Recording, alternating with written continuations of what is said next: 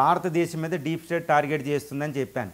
China మీద కంటిన్యూస్‌గా target చేస్తారు. ఎందుకంటే చైనా భారత్ కంటే ఎక్కువ వాళ్ళకి డీప్ స్టేట్ చాలా డేంజరస్.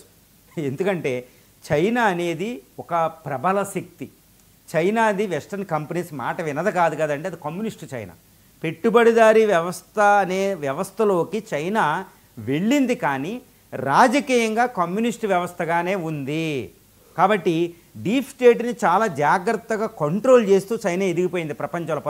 1979లో అది ఎకనామిక్ రిఫార్మ్స్ మొదలుపెట్టి పెట్టుబడిదారీ వ్యవస్థను కాస్త తీసుకుంది, వాళ్ళ పద్ధతులే తీసుకుంది, వాళ్ళ పెట్టుబడి తీసుకుంది, వాళ్ళ టెక్నాలజీ తీసుకుంది, వాళ్ళ విద్యా సంస్థలకి ప్రతి సంవత్సరం 6 లక్షల మంది స్టూడెంట్లు పంపిద్ది. అది అమెరికాలో 3 కోట్ల మంది సైనీస్ ఉంటారు, యూరోప్ యూనివర్సిటీస్ నుండి వీళ్ళే ఉంటారు.